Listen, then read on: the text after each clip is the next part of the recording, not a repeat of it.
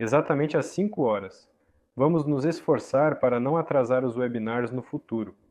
E em homenagem ao fato de que começamos a transmissão exatamente no segundo, não se esqueçam de dar um like e compartilhar. Hoje teremos notícias do projeto de dirigíveis de nova geração da empresa Nova, ou como Aeronova. E se você estiver interessado, assista por conta própria, convide amigos, aqueles que se interessam pelo projeto, aqueles que querem saber um pouco mais sobre nós. E hoje vamos falar exatamente sobre os resultados. Além disso, responderemos a todas as suas perguntas. Envie suas perguntas imediatamente para que possamos respondê-las primeiro e não perdê-las. Então, vamos começar.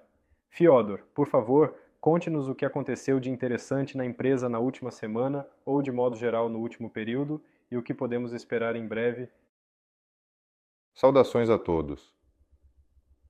Você realmente disse que é muito difícil lembrar o que aconteceu, porque há muitas tarefas, e todos sabem. Quem não sabe, agora vai saber que, no dia 16 de novembro, teremos uma conferência. A preparação para a conferência é grande. Muitas coisas estão sendo feitas e um pouco da operação está sobrecarregada. E, como você disse agora, Pache, de onde você tirou isso sobre a Aeronova? Ouvi no escritório. Ouvi no escritório, sim. Enfim, começou o trabalho de branding da empresa que lida com dirigíveis. Nós a chamávamos de Nova Nova. Nova Nova. Mas a equipe fez uma análise. Descobriu-se que há muitas empresas chamadas Nova, como a OO, Nova e Nova Lasers. Mas a palavra já se tornou comum para nós e para vocês, e em todo lugar. Até mesmo nosso aparelho já se chama Nova 2. Então, foi decidido fazer Aeronova, que é bonito e soa bem, tanto em russo quanto em inglês. E no geral todos concordam. A Aeronova como marca começa a aparecer, surgem cores e assim por diante. Mas isso não são exatamente notícias importantes. Mas para a preparação da conferência, era necessário definir o nome, naturalmente, e a cor e outras coisas. Portanto, além de construir dirigíveis, realmente precisamos escolher cores. E felizmente todos concordaram com isso. Está se finalizando agora o procedimento de mudança bem. Atualmente estamos passando por uma reorganização da pessoa jurídica que será chamada de OOO, Aeronova. Serão adicionados códigos adicionais de atividade econômica e o Solar Group será incluído na fundação e essa operação já está se encerrando. Ontem foi exatamente o 5º dia, hoje, aproximadamente em algum lugar nos registros, as mudanças deveriam aparecer. Até agora, os advogados não enviaram novidades, mas esse é um dos passos para a mudança do projeto do status pré-lançamento para o status de lançamento, quando já estaremos prontos para algo. Juridicamente, esse trabalho está chegando ao fim, mas a etapa é exatamente a formação do projeto. Não se trata apenas dos códigos de atividade econômica. O trabalho jurídico, sim, envolveu muitas coisas. Uma delas é justamente esses códigos corretos para obter a licença e para a formação do Programa de Desenvolvimento do Sistema de Transporte por Dirigíveis, porque o financiamento será realizado através de fundos. E agora, em conjunto com o fundo, ainda está sendo formada a programação de desenvolvimento e provavelmente iremos divulgar esse programa de desenvolvimento. Sim, isso também é parte desse trabalho jurídico que está chegando ao fim de maneira abrangente, detalhada e minuciosa, e já podemos falar um pouco sobre o processo em questão. Assim é de fato, com certeza. Para outras notícias? Bem, novos funcionários estão surgindo, sim, no escritório também. Finalmente temos um operador na equipe que agora nos ajuda a conduzir este webinar. Portanto, esperamos que a qualidade tanto do vídeo quanto dos nossos webinars também melhore. Na verdade, é uma pessoa muito importante cuja tarefa é ajudar a refletir tudo o que acontece aqui. Sim, e graças a ele, em breve, eu tenho certeza, começarão as séries de vídeos sobre o que realmente acontece no escritório. Não essas transmissões ao vivo, como estamos fazendo agora, nem aqueles vídeos raros que eu mesmo gravei, às vezes postando pelo telefone, mas um pequeno conteúdo de vida de forma contínua. Mas como vocês puderam notar, o quadro mudou. Ficou um pouco mais bonito no mesmo lugar. Temos 28 pessoas na tabela geral que estão trabalhando no projeto. 17 delas são engenheiros, projetistas e tecnólogos. E isso ainda não é tudo. Mais algumas pessoas se juntarão em breve. Esses são os caras que trabalham na produção das membranas, no corte, soldagem, teste de pressão e assim por diante. Eles já estão, como estavam, apenas não foram chamados ainda porque não havia nada para cortar, não havia membranas e isso não era necessário.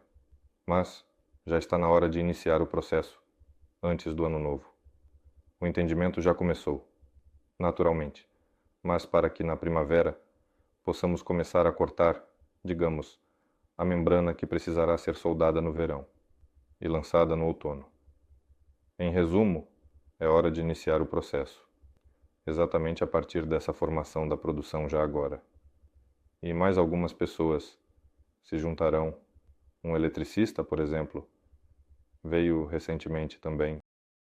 Mencione 28 pessoas, engenheiros e tecnólogos. Quais departamentos e especialistas estão aqui? São pessoas que estão na equipe, recebem salário e fazendo algo. Sim, e esses departamentos foram mencionados pelo Boris Alexandrovich Ivchenko durante o webinar com você. Mencionou, sim. Cada departamento foi mencionado. Posso, claro, listar os nomes por departamento. Diga aproximadamente. Mencionar 28 pessoas basta. Não, eu disse que 28 é o total que trabalha no projeto. 17 engenheiros, projetistas e assim por diante. Então, 17, se eu listar por, agora vou dizer quantos departamentos, dá cerca de 2 pessoas por departamento. Um segundo. É este aqui, sim, o esquema. Sim. Bem, o engenheiro-chefe Zubkevich, claro. Departamento de Tecnologias e Pesquisas Avançadas. São Lobachin, Filipov, Denis, Kmel, especialistas em motores, Kostyukov, Valeev, Kosat, Shokov, Klimov, Karlov, Kafizov e Arslanov. Este é o maior departamento porque envolve o motor e a transmissão rotativa e o grupo de hélice motor. O mais importante na técnica aérea, o sistema de controle, o sistema ar-gás e outros. Departamento de Equipamentos Terrestres. Aqui, atualmente, há uma vaga, não é uma vaga, mas uma pessoa que é necessária mais tarde, e há um acordo com ele ainda não está na equipe. Departamento de Vistas Gerais e Cascas. São Krylov, o mesmo que Mel, Milenin, Timoshenko. Vistas gerais são como o dirigível vai parecer, condicionalmente qual é a sua elongação, altura, largura, onde a gôndola está suspensa, os motores estão posicionados, em suma, a configuração. Departamento de Equipamentos a Bordo, Orlov, Milat e Filipov. Outro de novo. Sim, aqui as pessoas se cruzam, bem naturalmente. Departamento de Construção de Agregados, Vereshchagin e Shokov. Já mencionei Shokov, ele está exatamente nas transmissões. Departamento de Cálculo e Teoria, Kanonenko e Iroshkov. Departamento de Design Industrial, Iroshkov. Mas aqui também, por enquanto, há um acordo com ele, mas ainda não o convidaram. O design industrial é um pouco mais adiante. Isso será no final do projeto esboço. Departamento de Documentação Técnica e Certificação. Aqui novamente duas, não Mastenko e Gorokov. E Ivchenko, naturalmente, Boris Sanich está aqui, e ele também gerencia tudo isso, sim, onde Ivchenko, Haslanov e Konstantinov, ou seja, eu, como representante do Solar Group, como chefe do Departamento de Busca e Desenvolvimento de Projetos. Aqui estão todos os departamentos de gestão, o engenheiro-chefe e todos os departamentos muitos departamentos, muitos funcionários, e a equipe não se formou agora, ela já existia antes, claro. Todas essas pessoas se reuniram durante esses 3 anos, enquanto o projeto estava sendo desenvolvido. Sim, aqui entre os novos que nunca trabalharam com dirigíveis estão Lobaquin e Filipov, do Departamento de Tecnologias e Pesquisas Avançadas. Mas essas pessoas trabalharam com ciência a vida toda, e é bom adicionar sangue novo. Isso é algo obrigatório. Mas, embora tenham trabalhado em outras áreas, um dirigível não é apenas um dirigível. A eletricidade aqui, a eletricidade ali, o motor lá, o motor aqui. Em suma, você está certo. Esta equipe não se reuniu pela primeira vez. Todos já se conhecem há muito tempo. Sim, e é engraçado que a equipe não se formou de maneira centralizada, mas sim de uma forma bastante única e interessante. O mais interessante é que a equipe se reuniu de forma descentralizada, o que não é muito comum em projetos desse tipo.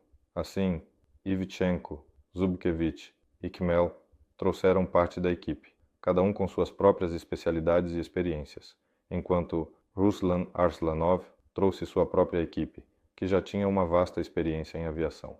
Ele já trabalhava com aviação há muitos anos, então os helicópteros, que eram uma parte crucial do projeto, eles eram chamados de micrômetros. Ele trouxe parte da equipe e, entre esses membros, estavam as pessoas que ajudaram, não apenas ajudaram, mas eram os contratados para criar as partes essenciais do projeto. E no 30º, quando se encontraram aqui, foi um momento de grande importância e colaboração. Aliás, haverá até um vídeo inteiro sobre ele, gravamos, ele explica quem ele é e como chegou à nova. Isso é, de certa forma, uma coincidência, ou talvez não.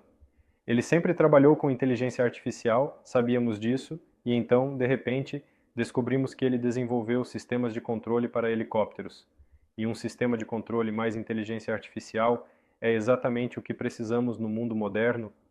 Sim, não apenas helicópteros, mas também quadricópteros.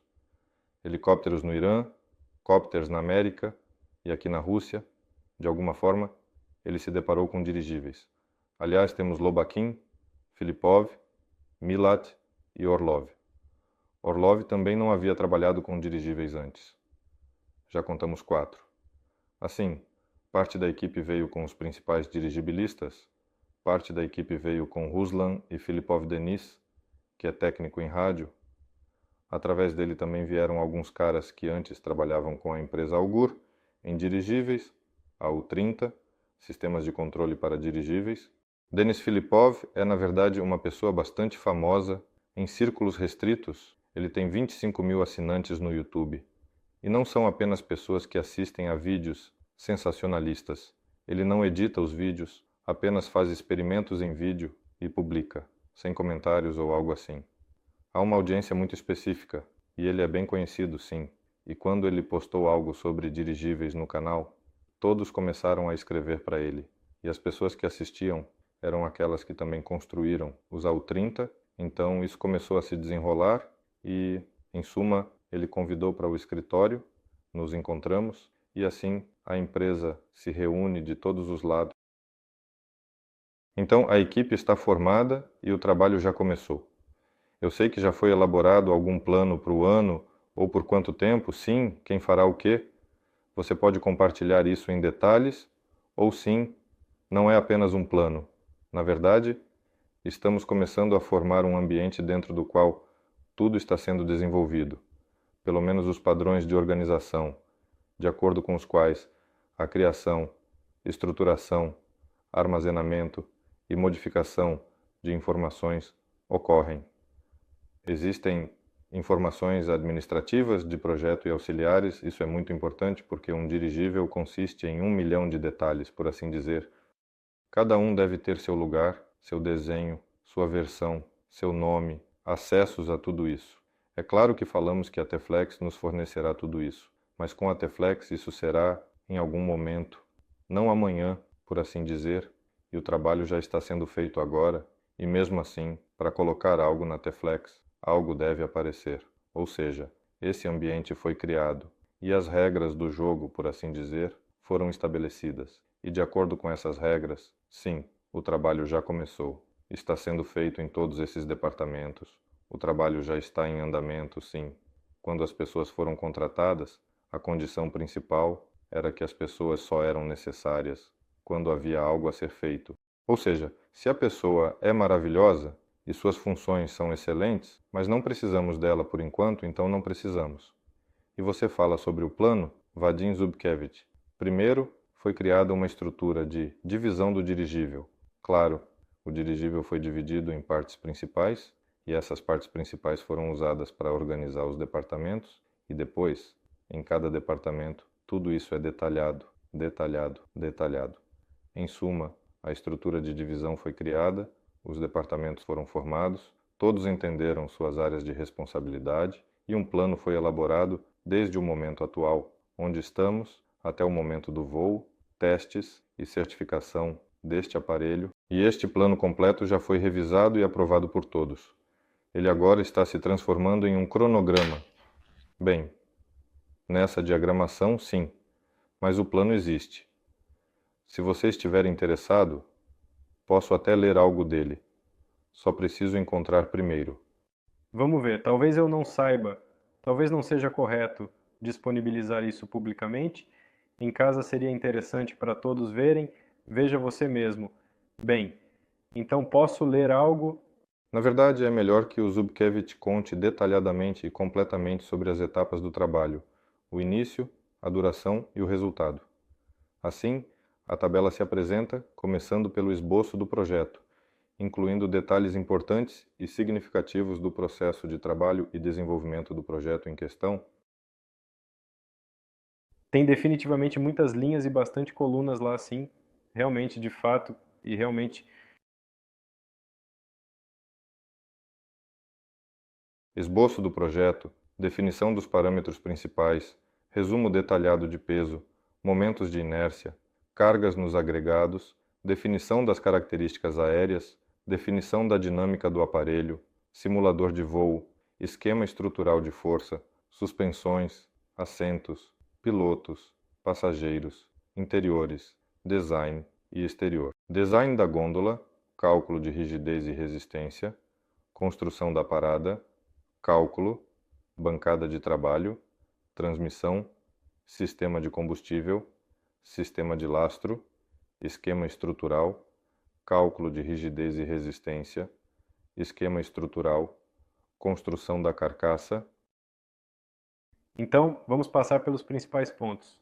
Em geral, temos um plano passo a passo, certo? Desde hoje até o momento em que o aparelho decola. Decola e é certificado como experimental. Em resumo, recebe um certificado único, de forma especial. Então já existe um orçamento quanto aproximadamente cada coisa pode custar. Ainda há status em trabalho que não foram iniciados e estão concluídos. Aqui ao lado tem. Aqui, finalmente, está a conclusão do contrato com o Centro de Certificação para atribuição de números de registro e obtenção do certificado EVS. Sim, esta é a fase final deste plano. Quanto aos valores, ainda não apareceram aqui. Este é o primeiro aparelho com capacidade de elevação de 500 kg e este aparelho será não tripulado ou não. Embora eu realmente quisesse que ele fosse imediatamente não tripulado, o bom senso diz que provavelmente haverá, de fato, um lugar para o piloto. E sim, ele terá sistemas não tripulados e um lugar para o piloto. Na primavera do próximo ano, em 2025, será criado um modelo em escala deste dirigível. Nele, Milat e Orlov estarão trabalhando no sistema de controle remoto, que também é chamado de Sistema Não Tripulado de SDC. Um modelo será criado, onde será repetida a geometria dos motores, a quantidade deles, a tração em relação à sua resistência frontal e elevação. Em resumo, um modelo completo será criado para testar o sistema de controle, e isso acontecerá na primavera. Se o sistema de controle, se mostrar o mais eficaz, seguro e assim por diante, tudo será testado e 2 gôndolas serão criadas para este dirigível. Uma será completamente não tripulada, ou seja, elas serão criadas imediatamente, e a segunda será opcionalmente tripulada. Se o sistema de controle remoto, na forma em que o concebemos agora, não se mostrar ideal, será criada uma gôndola opcionalmente tripulada. E então esse sistema de controle, por assim dizer, aprenderá observando o que o piloto faz em diferentes situações. E só depois disso será possível criar um aparelho totalmente não tripulado e liberá-lo. Portanto, vamos ver. De um lado, haverá matemáticos e programadores desenvolvendo inteligência artificial. Do outro lado, haverá um piloto que tentará controlar o aparelho. Vamos ver quem vencerá nesta batalha. Este é o esquema comum de criação de um drone aeronáutico. Quando o piloto voa, primeiro é o piloto de teste, que controla o aparelho apenas com base em suas sensações. Ele sente o que está acontecendo e, de alguma forma, corrige o comportamento da máquina com os controles. E o sistema registra, observa o que ele faz e em quais situações, e assim, mais ou menos, todos os pilotos automáticos são treinados. Mas a abordagem moderna com os mesmos drones mostrou que é possível simular uma série de coisas no computador, adicionar alguns algoritmos de estabilização e assim por diante. E é possível criar um aparelho não tripulado imediatamente. E é por esse esquema. Agora, Milat e Orlov estão criando um sistema de controle para o dirigível. Mas Zudkevich disse: "Eu não vou permitir. Não vou permitir que seja instalado em um grande aparelho se não for testado em um pequeno." Sim, sem problemas. Um pequeno aparelho será criado na primavera e vamos testá-lo. Qual será aproximadamente o comprimento em metros?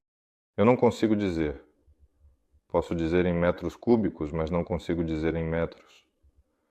Posso dizer que será cerca de 100 metros cúbicos, mas 2 ou 3 metros não está claro ainda.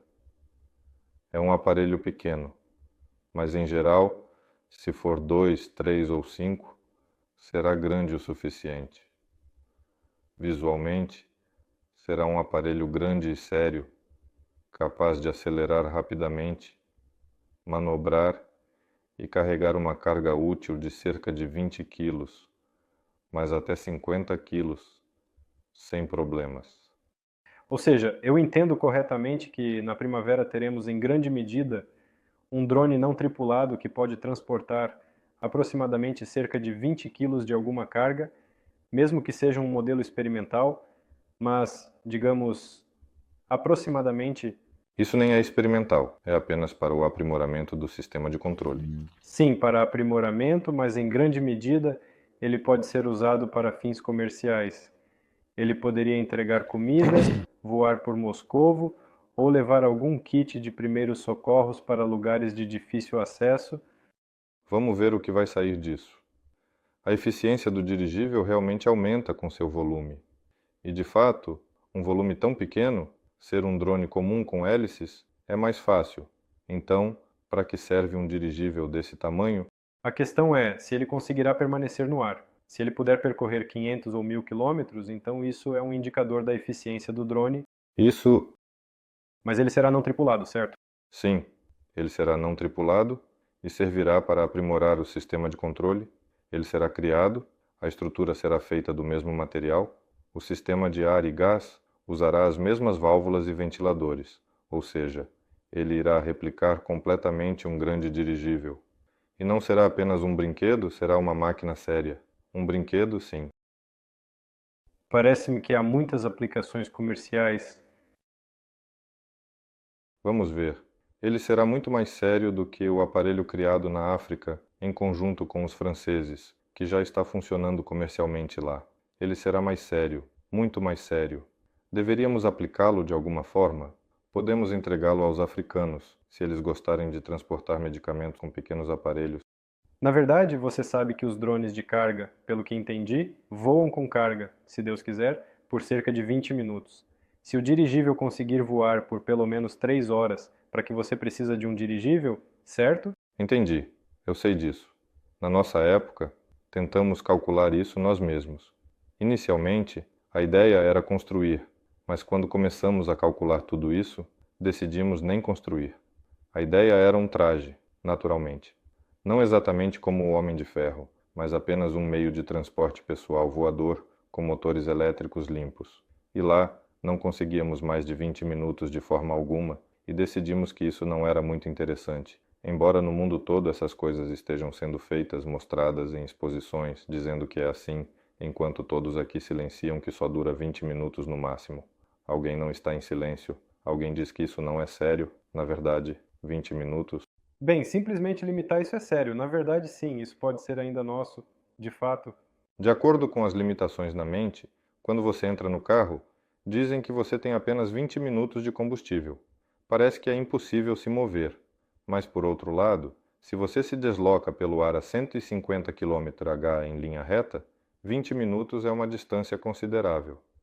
Pode ser normal, apenas incomum, em relação aos sistemas de transporte clássicos. Mas decidimos não fazer, porque estávamos pensando em usar propulsores. Justamente, Artem Lobakin, que, aliás, eu digo, não tinha nenhuma relação com dirigíveis, mas é a única pessoa na Rússia que criou um traje a jato e voou com ele. Sim, ele tinha um projeto que não era público, mas aos poucos podemos abrir informações. Então, talvez um dia possamos mostrar isso. O tema tinha um traje, com 2 motores a jato aqui, 2 motores a jato aqui, e um grande nas costas.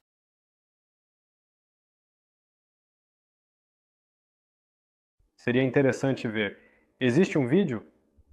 Pessoas assim com uma equipe, com uma experiência tão interessante. E aliás, Artem, eu entendo que há o desejo de convidar para um webinar, talvez até na próxima semana.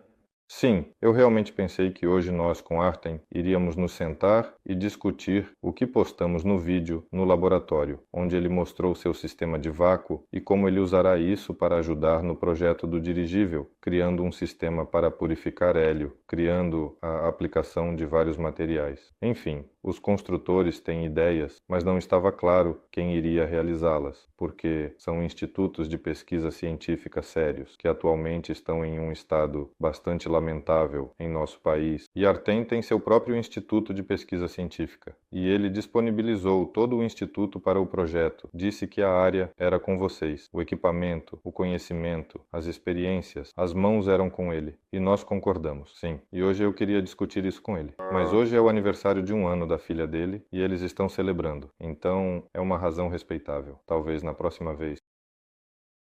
Então parece que sim, que na primavera já teremos esse aparelho e nele será testado o sistema de controle e eles, sim, em caso de testes bem-sucedidos, serão aplicados em um grande aparelho ou de alguma forma parcialmente. Olha, sim, estão planejadas 2 gôndolas. Nós, na verdade, estamos fazendo esse sistema modular. O primeiro aparelho que será montado também é experimental, e ele servirá mais como um laboratório para testar várias opções. Há ideias, por exemplo, que essa gôndola terá um motor fixo, com 2 hélices rotativas em uma transmissão rotativa. Isso é digamos, não uma ideia, mas uma opção já testada. Há uma segunda opção, que é ter um motor estacionário fixo, uma hélice principal fixa, e então um motor elétrico com vetor de empuxo rotativo. Essa é a segunda opção. A terceira opção é remover a gôndola central, colocar 2 gôndolas motorizadas e aqui instalar grupos de hélices motorizadas totalmente rotativas, com cárter seco e assim por diante. Todas as opções são boas à sua maneira. E foi difícil entender qual seria a mais ideal. E percebemos que todos os dirigibilistas que já fizeram algo tentam, em terra, adotar uma única concepção. Começam a acreditar fervorosamente que ela é a melhor, e fazem apenas isso. Por exemplo, como fez o Airlander, eles passaram muitos anos calculando a aerodinâmica e a aparência externa do aparelho, e assim calcularam uma única traseira voadora, que todos podiam ver na internet, quase como se dissessem, é nossa.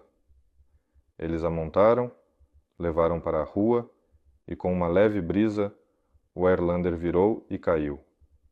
Ou seja, é muito bom calcular uma fórmula e acreditar nela. Mas quando a realidade se impõe, tudo pode não sair como você teorizou. Essa fé cega de que deve funcionar, na verdade, é ruim. Todas as formas são boas à sua maneira. Todas as formas são importantes para diferentes tarefas. Podem existir diferentes formas, e não devemos insistir que estamos construindo exclusivamente formas clássicas em forma de charuto. Mesmo entre as formas de charuto, existem diferentes variações, e para diferentes velocidades é necessária uma forma específica. Condicionalmente, ou estamos construindo um híbrido, e se for híbrido, então apenas desse tipo, ou apenas daquele. Isso não é possível porque os dirigíveis precisam ser construídos em grande quantidade e todos serão diferentes. Escolhe-se um único carro, um sedã, e pararam por aí. Além disso, é desejável ter um único design. Antes, os dirigibilistas tinham uma mentalidade semelhante em todo o planeta, de que era necessário escolher um único modelo, criá-lo e escalá-lo. Mas um sedã é muito diferente de um caminhão. Não é um sedã ampliado condicionalmente, é um carro completamente diferente. E com os dirigíveis será a mesma coisa. Portanto, neste primeiro aparelho experimental, haverá uma construção totalmente modular, onde várias gôndolas diferentes serão testadas com diferentes superfícies e assim por diante. Será uma verdadeira laboratório voador, e várias modificações levarão a uma forma condicionalmente otimizada e finalizada que já estará próxima do comercial, e nessa forma otimizada e finalizada já estará instalada essa sistema de controle. Você pergunta se ela estará lá ou não. Com certeza ela estará lá.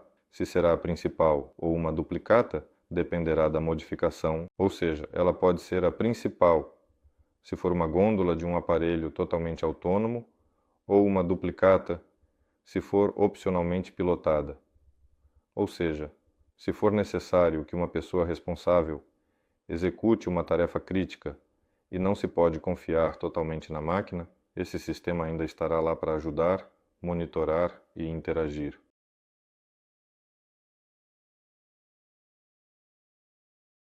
Então, esse plano já está praticamente detalhado ponto a ponto, com cada etapa minuciosamente planejada e revisada até o momento do lançamento deste aparelho de 500 quilos. Está claramente definido quem fará o quê, com responsabilidades bem distribuídas entre os membros da equipe. Sim, mas esse plano também é de fato de alto nível. Ele é bastante detalhado. Sim, na verdade, há muitas tarefas. Bem, agora, naturalmente, cada ponto será dividido em subpontos, e tudo isso será organizado em uma linha do tempo, e essa coisa se transformará em um sistema de rastreamento de tarefas.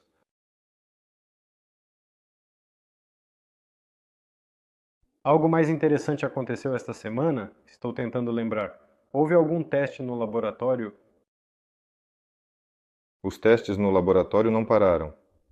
A criação e otimização desse sistema, que foi submetido a um experimento de voo estratosférico de pico. Foram testados vários sistemas de rádio. O experimento foi bem sucedido. O experimento mostrou que parte funciona, parte não funciona. Até agora, não finalizamos o relatório do experimento. Ele deveria estar pronto até hoje, mas não está. Então, na próxima vez, trarei o relatório e contarei mais detalhadamente o que aconteceu, o que foi testado.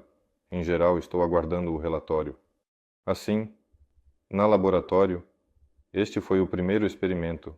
Haverá um segundo e um terceiro, até o lançamento do aparelho de longa deriva, e tudo isso está sendo preparado, naturalmente. Portanto, o laboratório não parou. Chamamos de laboratório, mas na verdade não é um laboratório. É o Departamento de Tecnologias e Pesquisas Avançadas. Então, afinal, esse departamento tem um laboratório ou seja, não é bem assim. Portanto, esse departamento tem um pequeno e acolhedor espaço onde é possível criar algo não no computador, mas na matéria. Bancadas, soldadores, alguns equipamentos menores, porque todo o grande equipamento que pertence ao Ruslan não está no escritório. Você falou agora sobre formas. Estou entendendo corretamente que as diferentes formas, em princípio, Como elas diferem? Por que algumas têm forma de charuto, outras, como você disse, têm forma de traseira voadora, outras estão tentando fazer uma placa e alguém diz que a sua forma é a melhor, enquanto nós teremos diferentes, elas são para diferentes tarefas, ou qual é o sentido de fazê-las diferentes ou iguais? Sim, na verdade, para diferentes tarefas, algumas formas podem ser usadas para um certo conjunto de tarefas, enquanto para outro conjunto de tarefas é melhor mudar a forma. Na verdade, todos mudam a forma, há várias razões. A primeira é quando alguém teve a ideia de criar um dirigível, porque você o enche com hélio. Ele levanta uma certa massa e toda essa coisa fica suspensa, sem consumir combustível. Depois, é incrível subir no ar sem consumir combustível. Então, quando começam a projetá-lo, pensam que um certo volume pode levantar uma certa carga. Inicialmente, o volume é uma esfera, mas ao soprar de um lado para o outro, você percebe que ela tem uma grande área e a esfera precisa ser esticada de alguma forma. Se precisamos voar para frente, para que a resistência frontal seja menor, a esfera é esticada, resultando em uma forma de salsicha. Com essa forma, estamos voando para frente. E a salsicha, na verdade, já tem alguma aerodinâmica.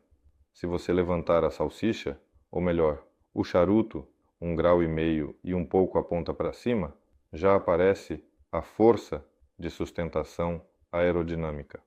Ou seja, se o hélio pode levantar, digamos, 100 toneladas, ao seguir a rota e levantar a ponta em 1,5 graus, a aerodinâmica também contribui significativamente, não posso dizer exatamente em números, 120. Uau! Ou seja, com a aerodinâmica, nós ainda estamos voando para frente. Sim, estamos voando para frente. Então, talvez possamos mudar um pouco o charuto para ser mais aerodinâmico. Vamos fazer para levantar um pouco mais. Não 120, mas 150. E começam as mudanças. Começam a criar uma forma aerodinâmica. A forma aerodinâmica é estável durante o voo, por exemplo.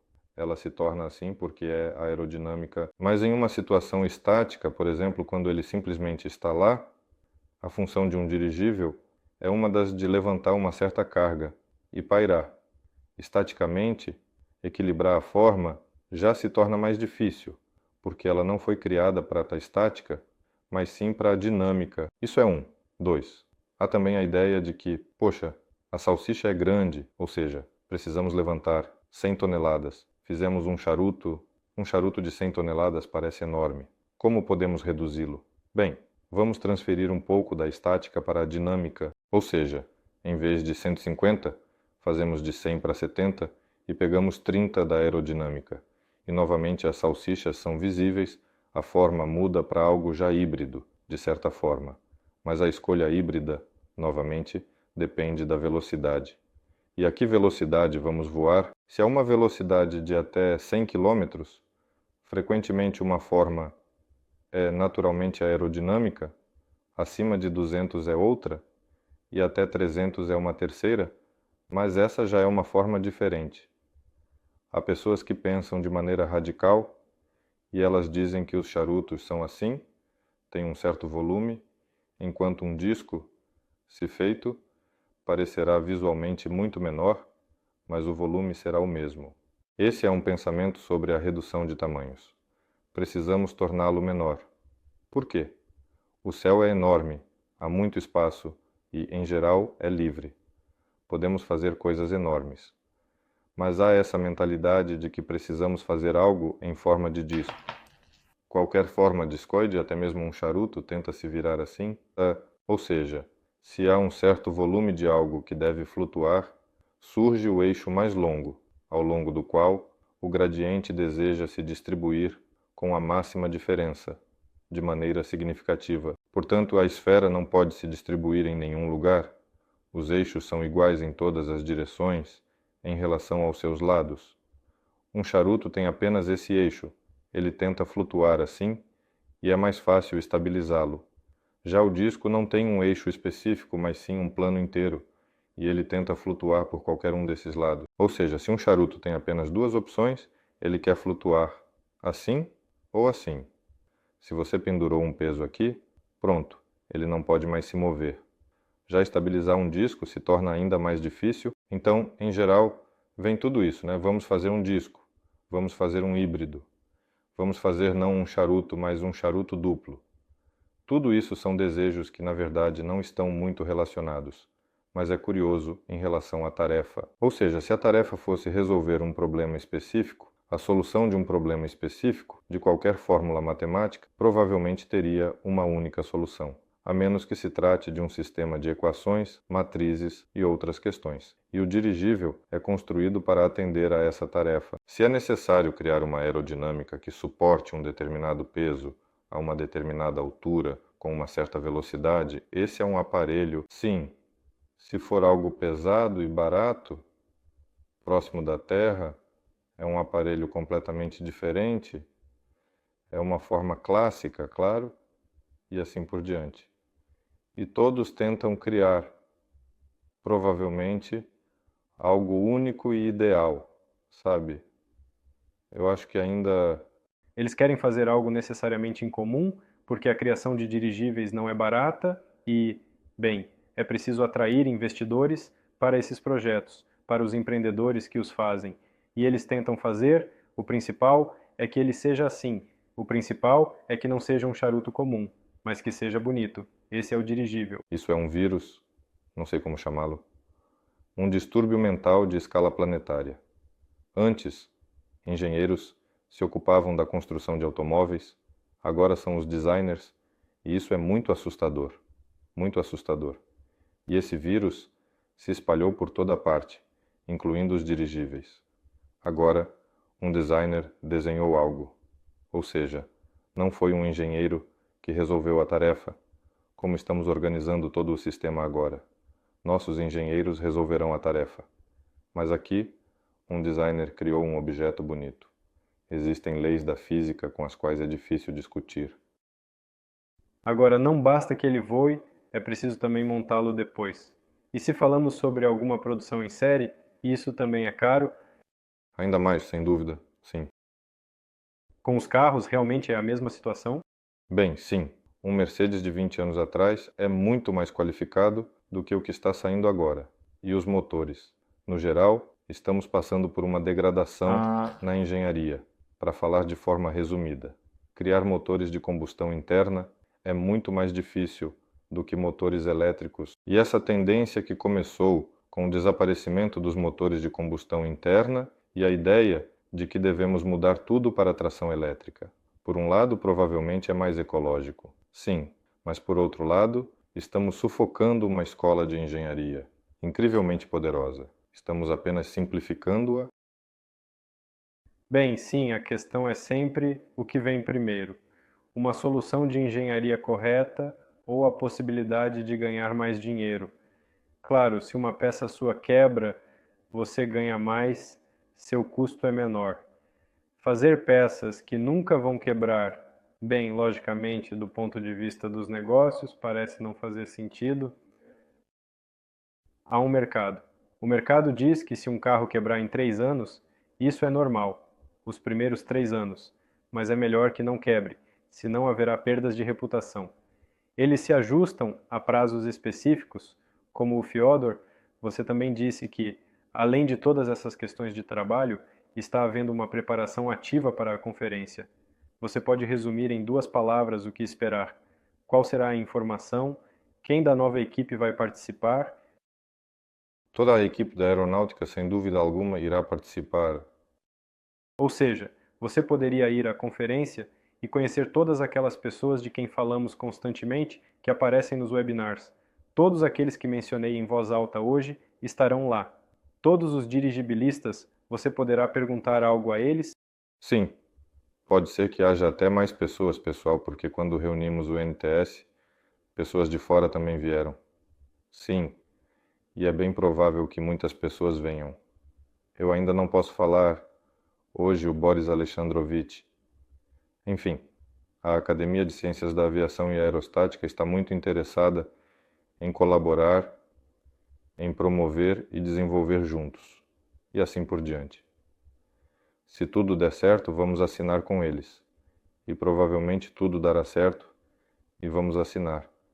então eles também estarão. Eu não disse nada. Bem, você falou baixo, ninguém ouviu. Enfim, tudo bem.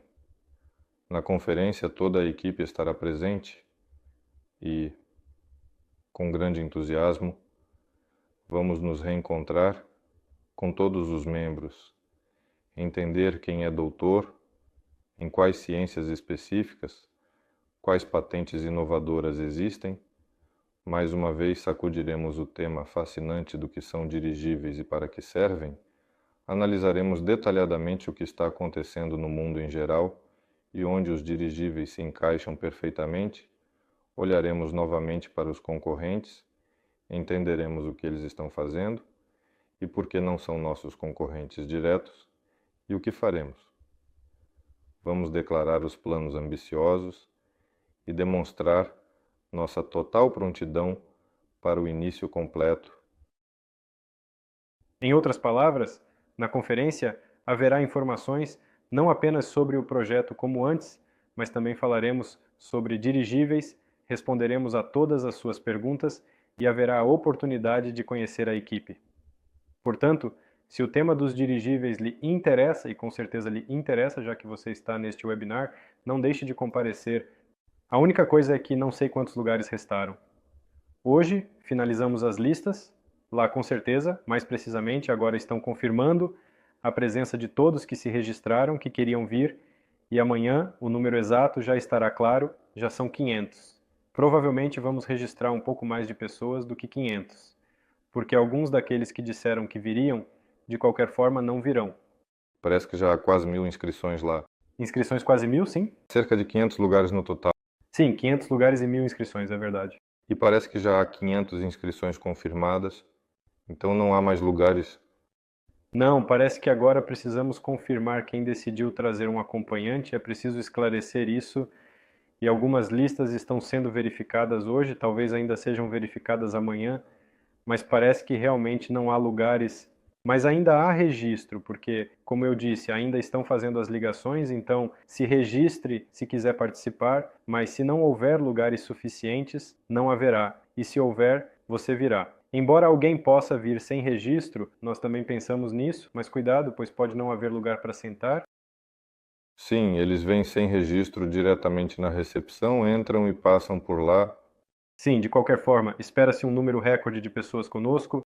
Sim, e o que é notável é que dias antes do evento, as inscrições começam a ser ativas. E agora, mesmo com 10 dias de antecedência, já há o dobro de inscrições do que lugares disponíveis. As inscrições foram maiores do que os lugares, se não me engano, 2 semanas após publicarmos o primeiro post. E a propósito, já que estamos falando sobre a conferência, vi uma das perguntas sobre se aqueles balões que temos atrás serão vendidos na conferência, mas infelizmente esses não estarão disponíveis, provavelmente os balões em geral. Sim, por enquanto nenhum merchandise será vendido, mas geralmente em conferências não vendemos nada, normalmente é algo que pode ser obtido de outra forma. Como o Fedor disse, estamos desenvolvendo a identidade da empresa. Assim que estiver pronta, provavelmente poderemos vender ou dar algo da empresa. E isso foi capturado, certo? Ou não é visível, caiu, veja. Sim, quem o colocou assim de propósito? Quem o empurrou? Sim, eu vejo, ele está ali deitado. E o merchandise? Tudo isso é marca, claro. É necessário, importante, mas não tanto assim. Se precisarem de merchandise, comentem isso, escrevam no Telegram, faremos para vocês. Já vejo uma pergunta. Como a termostática será utilizada na nova geração de dirigíveis? Se a pergunta é sobre aquecimento e resfriamento, sim, será utilizado. Haverá vários sistemas para aquecer. Também haverá vários sistemas para resfriar. Tudo isso é para alterar a flutuabilidade. Um pouco mais de detalhes depois. Desde o uso do calor dos motores até instalações geradoras, aquecimento por micro-ondas, plasmatrões e outros. Também perguntam sobre, além dos dirigíveis, se haverá algum tipo de ímãs, botões e outros produtos de souvenir com os dirigíveis. Teremos pequenos kits de presente para os participantes das conferências. Quanto aos botões com dirigíveis, isso não estava planejado, certo, Fyodor? Ou conseguiremos fazer isso a tempo? Estou respondendo a algumas outras perguntas do lado da empresa. Sim, Apenas vocês conversaram sobre essas questões, algumas ideias periodicamente. quero. Se for fazer algo, quero fazer bem. Aqui a conferência foi anunciada. Sem surpresa, faltam 10 dias. Sem botões. Será que conseguimos fazer algo de qualidade em 10 dias? Então, amigos, de qualquer forma, estamos passando para as perguntas, então escrevam suas perguntas. Estou lendo no YouTube, no VK. Melhor escrevam no YouTube. Aqui eu os vejo agora, mas vocês também podem no VK. Vamos responder as perguntas aos poucos, Fyodor. Ou talvez você queira adicionar algo sobre as notícias do que aconteceu. O escritório está se estabelecendo, o que é vivo. E em breve, o operador mostrará tudo isso a vocês. O operador se chama Vladimir Vladimirovich e vamos também conhecê-lo em breve. Vamos à pergunta. Perguntam sobre o convidado secreto que anunciamos uma vez, mas ele não veio. Perguntam se algo mudou, se é um segredo, quem é o convidado. Sim, há uma pessoa lá, já mencionei o sobrenome dele. Não direi em qual departamento, já que ele é secreto, que continue sendo secreto. Sim, se ele se apresentar na conferência, vocês o notarão e ele se apresentará. Então, atualmente, quais são os principais desafios que a equipe está enfrentando, especificamente na implementação do projeto? Existem alguns desses desafios? Ou talvez algo difícil e interessante que pode surgir no futuro próximo? Em toda esta aviação, pelo menos a russa, o maior desafio é o motor. Tudo pode ser projetado, hélices, transmissões, fuselagens, o que você quiser. Sistema elétrico, sistema de controle. No que tudo vai voar, o que tudo terá com o motor. A principal questão para todos nós na Rússia com motores de aviação é uma verdadeira confusão.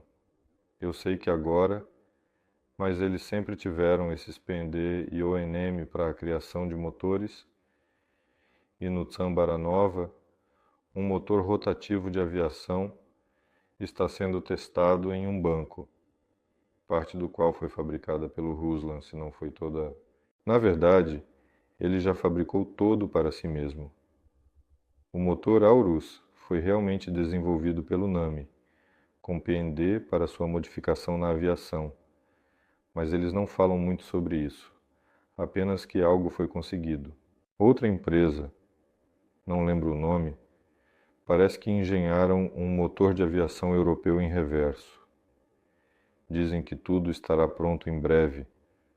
Todos estão correndo atrás, desde os helicópteros até os aviões, esperando por esse motor. Nós também, é claro, já estamos na fila. Na verdade, já temos soluções, há motores em estoque, na verdade, com o Ruslan, que serão usados no Nova 2, nesse aparelho. Há uma base para os próximos aparelhos, mas, no geral, o problema sistêmico são os motores. Provavelmente, resolveremos isso de forma independente dentro do nosso projeto. Como exatamente? Se a Rússia terá um novo motor, graças a nós que salvará a indústria, veremos. Sim, mas o problema precisa ser resolvido. Isso é realmente um problema. Todo o resto são apenas pequenas tarefas. Justamente, eu vi a pergunta sobre os motores. Que tipo de motor será utilizado? Existe uma solução? E é possível nomear algo específico? Que tipo de motor será utilizado? Então precisamos esclarecer a pergunta sobre qual aparelho específico. No primeiro protótipo que vamos construir, serão motores elétricos precisos, BLDC chineses, não há necessidade de inventar nada. Eles são mais do que suficientes. No aparelho que terá 2000 cc, já temos uma compreensão, ou seja, temos um motor específico que vamos instalar. Existem vários motores. É uma conversão automática, claro que a gasolina, e há vários motores de aviação armazenados que funcionam com combustível de aviação. Naturalmente, também existem motores antigos, chamados de praga, motores de aviação pré-guerra, que também podem ser utilizados, eles estão disponíveis. Mas, no geral, vamos testar tudo. Veremos como funciona. Se o motor, por exemplo, no modelo de 2000 cc, ou melhor, a hélice Marshall é estacionária, então motores elétricos rotativos são adicionados para alterar o vetor de empuxo. Esses motores já discutimos até com a Oval Mesh, tivemos a primeira reunião e entendemos que possivelmente os motores Motilkov serão suficientes. Ou seja, já se combina motores, a gasolina e elétricos. E se a pergunta é sobre qual motor em geral, a questão é essa. Cada tipo de dirigível tem seus próprios motores. Haverá muitos e de vários tipos. Motores que serão usados como geradores para carregar baterias, alimentar motores elétricos e motores que participarão imediatamente em grupos de motores internos, e não apenas motores a pistão, não apenas rotativos. Então, quando terminará a fase de revenda e vocês avisarão com antecedência? Com certeza, avisaremos com antecedência, mas as condições exatas e quando isso acontecerá serão anunciadas diretamente na conferência em 16 de novembro, ou seja, em cerca de uma semana, todas as informações estarão com vocês. Então, o projeto da iate sob a marca Aurus ainda está nos planos ou não, e veremos um iate voador. O acordo com a Aurus não desapareceu, pois planejamos construir essa iate sob a marca Aurus de forma significativa.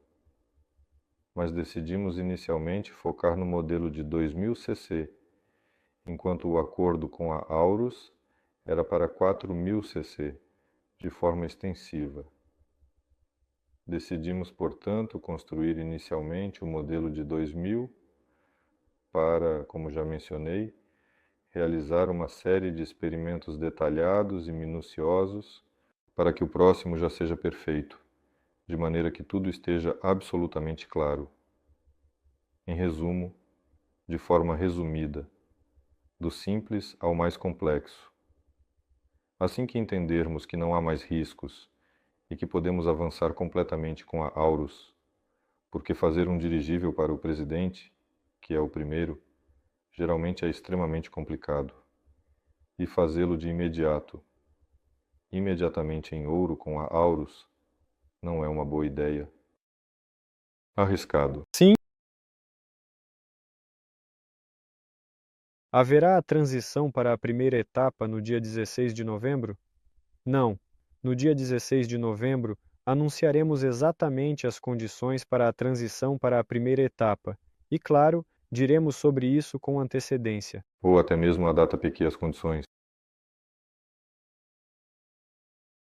Absolutamente. De maneira alguma. Não entendo com que força a força de sustentação que puxa 200 toneladas para cima, se sem carga, qual força absolutamente o manterá de forma alguma de subir. Esta é uma questão eterna a qual já responderam 700 vezes, provavelmente 701 em 1701.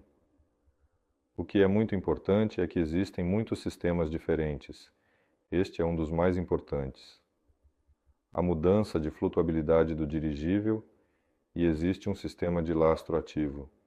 E nesses sistemas há subsistemas e uma série de coisas, desde aquecimento, resfriamento, compressão, descompressão até o próprio lastro. Os primeiros dirigíveis serão todos sem lastro, e o sistema de carga e descarga é uma das tarefas complexas com as quais sempre lidamos. É claro que de maneiras diferentes e à sua maneira, o dirigível moderno mostrará a você maravilhas da engenharia, que tudo é possível. É evidente que no momento, se o dirigível descarregar 200 toneladas, ele será puxado para cima a uma velocidade incrível. Além disso, as velocidades lá são bastante sérias E isso pode ser utilizado de forma útil, não apenas em dirigíveis, mas em outros sistemas. Quando o dirigível descarrega, naturalmente, ele precisa de tempo para se descarregar, parar, se reorganizar e depois continuar a voar. É improvável que se possa simplesmente jogar fora 200 ou 500 toneladas assim. É difícil imaginar o que precisaria acontecer para que isso ocorresse tão rapidamente. Mas existem sistemas que o manterão, mesmo que a descarga seja feita rapidamente. Ah, eu queria dizer, fiquei em dúvida. Não lembro o tamanho do volume da casca. Uma casca pequena, tipo mais de 2.000 metros cúbicos. Preciso perguntar ao Dmitry Sergeyevich. Ele me contou isso. Enfim, pela sensação, é pequena. Definitivamente não 200 toneladas. É uma casca pequena, verticalizada assim para cima, e se a soltar, ela deve flutuar. Ou seja, está sem gôndola, sem carga, nada, apenas uma casca, que, em termos, subirá de forma estável. Quais velocidades ela pode alcançar? É uma pergunta. Se tiver ideias, escreva nos comentários, escreva no chat. Mas vou dizer logo, estou realmente chocado com as velocidades que ela pode alcançar. E isso pode ser usado de forma muito interessante. E também a questão que li agora, nós falamos sobre as etapas, como o primeiro dirigível aparecerá até o final da certificação. Quais testes o dirigível passa antes de, digamos, entrar no mercado? Ou, bem, foi escrito no mercado, sim, provavelmente para que ele possa ser utilizado. Ou seja, a certificação inclui. Bem, aqui é melhor assistir ao webinar com Ivanchenko Boris Sanich, um dos primeiros webinars. Ele falou exatamente sobre a certificação. Na verdade, os testes já começaram agora. Desse dirigível que ainda nem existe. Qualquer sistema, qualquer pequeno componente, eles são testados em terra várias vezes. Se é algo comprado no mercado de aviação, vamos chamar assim, então já foi testado 1000 vezes. Se é algo novo, deve ser testado de acordo com os métodos e normas, trazer uma empresa especializada que já testou e agora testar mais uma vez. E só então é permitido usar esse dispositivo ou componente como parte de uma aeronave. E assim cada sistema é testado em terra várias vezes. Depois tudo isso é montado e começam os testes de fábrica, que são mais ou menos assim chamados, quando primeiro há uma verificação de todos os sistemas. Ele fica lá no hangar, é verificado o primeiro voo com o piloto experimentador, o piloto de testes, e quando, digamos, a produção entendeu que todos os componentes já testados em terra passaram com sucesso os testes de fábrica. Depois, há um procedimento oficial do governo, uma comissão, que pega o aparelho e voa com ele, testando-o de acordo com essas normas e métodos. E só então, ao devolver o aparelho, eles dizem se ele passou ou não nos testes, se é possível obter o certificado. Mas ainda há testes para qual certificação, se é um certificado de um único exemplar, são um tipo de testes. Se é um certificado de série, são outros testes. Se é de série em que pessoas vão voar, é um terceiro tipo de teste. E quais exatamente eles passam? Bem, tudo até a destruição, e podem destruir mais de um aparelho. É claro que se o Estado construir apenas dois, é improvável que ambos sejam destruídos de acordo com o procedimento. Mas um com certeza, definitivamente. É melhor sim assistir ao webinar com Boris Sanich, ou podemos fazer essa pergunta a ele um pouco mais tarde, quando ele já tiver falado sobre quais testes estão planejados. Quais materiais são especificamente mais frequentemente utilizados na fabricação da carcaça do dirigível? É preciso assistir ao webinar com Vadim Zubkevich, que foi na quinta-feira passada. Ele falou muito bem sobre materiais, sobre tecidos.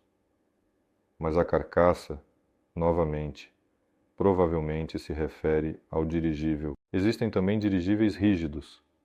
A pergunta é: onde os dirigíveis são frequentemente utilizados? Existem certos tecidos, como aramidas, Kevlar e outros. Esses tecidos são impregnados com uma composição que retém gás. Há várias composições, e provavelmente, até agora, isso se consolidou.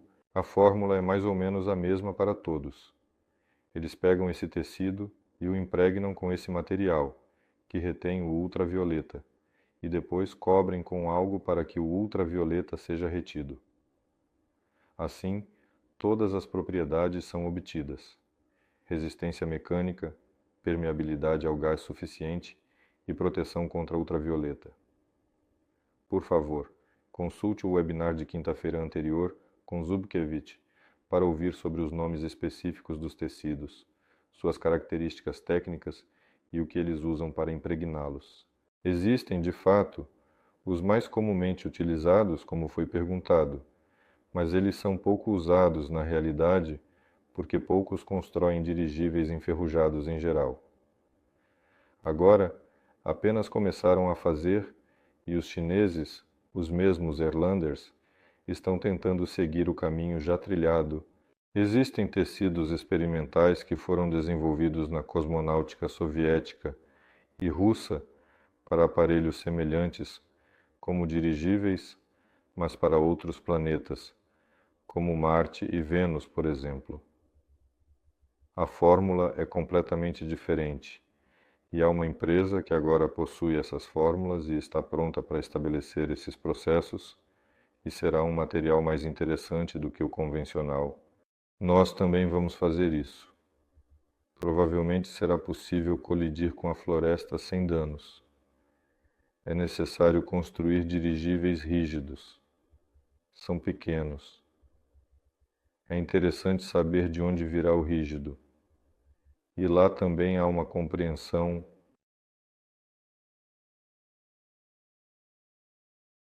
Quando os rígidos serão construídos, A aeronova começará a projetar um dirigível rígido. Provavelmente eles começarão no próximo ano. eles terão diferentes capacidades de elevação. O rígido terá uma capacidade de elevação de cerca de 500 toneladas. Não, na verdade pode-se fazer rígido a partir de 10. Sim, ele será mais ou menos igual, em condições a este de 2000. O de 2000 é macio, 2000 metros cúbicos. O de 2000 macio ainda é um pouco pequeno, mas ele é ideal para testar tudo e desenvolver o esquema.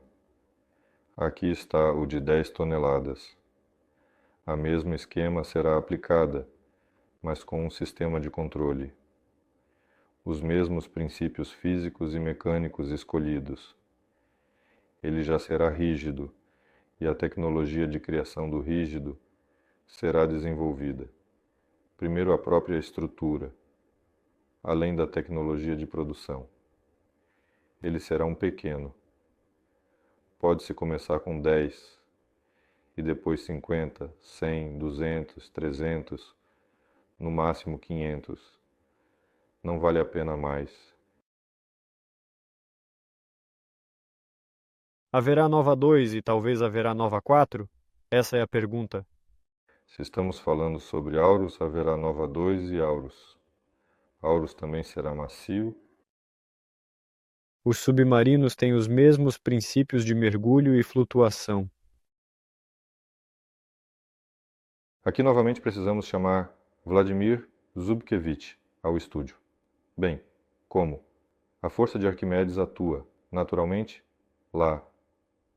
Existe a densidade do meio, a densidade do objeto colocado no meio, e há o volume, a diferença de densidades e o surgimento da força. Ou a força de empuxo, como Arquimedes, ou ele afunda condicionalmente ao aumentar a densidade média do objeto, ou seja, aumentando a densidade média, adicionando, por exemplo, água ao submarino, ao liberar água com ar, Você diminui, assim, a densidade média e ele começa a flutuar.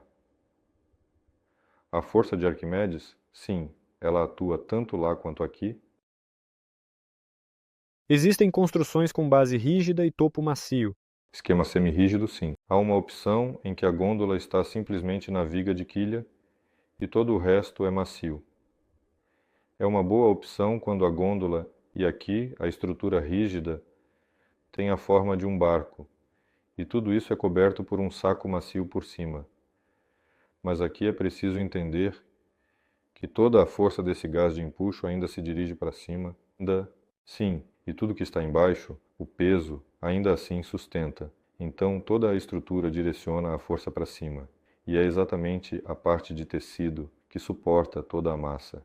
Portanto, é melhor, de fato, se houver elementos rígidos na parte inferior, colocar também alguns elementos rígidos na parte superior para descarregar a estrutura, caso contrário, toda a massa fica sustentada na estrutura, ou seja, na resistência do tecido, e a rigidez embaixo é de certa forma boa. O dirigível não vai se deformar por causa de algo pesado que você pendura nele, mas ainda assim, toda a carga vai para cima.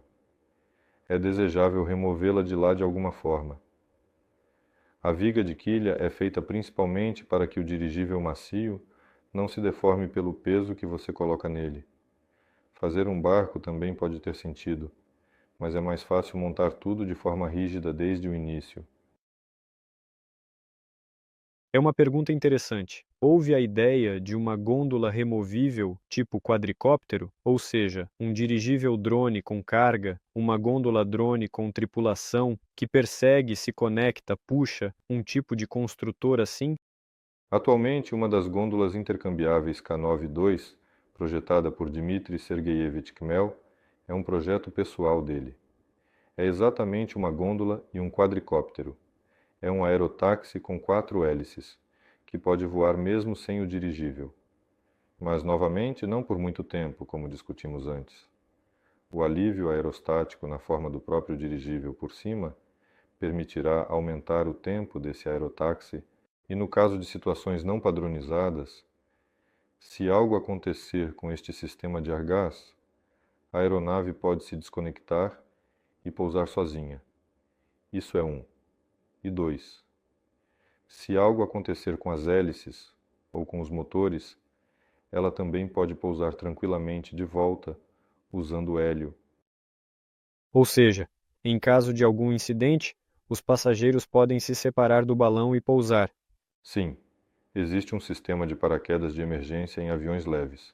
Se algo der errado com o avião, já não é tão assustador como antes. O paraquedas se abre, sim, o avião pode colidir com o chão, mas todos sobrevivem. Isso já existe agora. Sim, é instalado em aviões e helicópteros leves. Ah, em leves, certo? Sim, sistemas semelhantes podem ser instalados em gôndolas.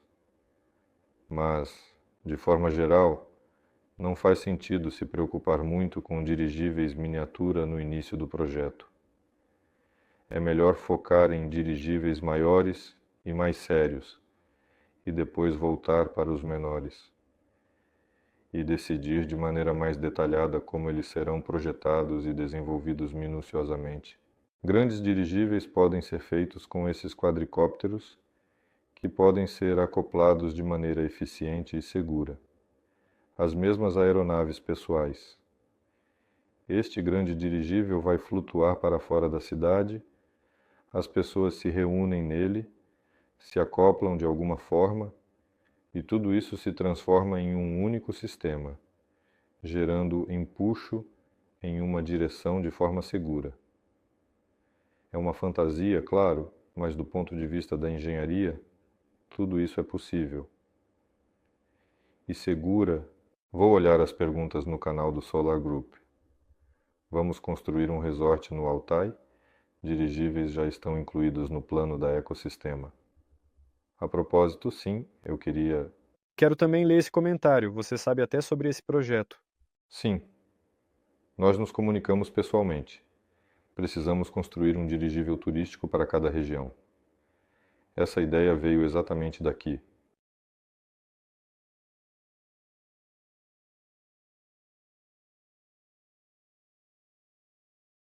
Já respondemos a algumas dessas perguntas, elas estão se repetindo novamente aqui. Então, quanto às perguntas, é isso por hoje. Respondemos aproximadamente cerca de 10 a 15 perguntas hoje. Não vejo mais perguntas novas, mas parece que não perdi outras novas. Nada. Antes de nos despedirmos, lembre-se de curtir agora mesmo, fazer um repost e enviar o link para seus amigos. Hoje compartilhamos muitas notícias com vocês. Não se esqueçam de que em cerca de uma semana poderemos nos encontrar pessoalmente. Eu, Fiodor e todos os membros da equipe do Solar Group, Aeronova e, claro, Sovel Mesh. Eles também estarão presentes. Não sei quem exatamente estará, mas sei que Alexander Sudarev com certeza estará. Esperamos que mais pessoas venham, para que vocês possam interagir com elas. Então, estamos esperando por vocês, convidamos todos, nos veremos pessoalmente lá. Fiodor, você gostaria de adicionar algo? Para aqueles que não puderem comparecer, transmissão e gravação do evento. Não se preocupem. Haverá informações, claro, e também vídeos e fotos, mas ao vivo é sempre mais interessante. Se tiver a oportunidade, venham. No geral, é tudo por hoje. Muito obrigado a todos vocês. Obrigado, tchau a todos.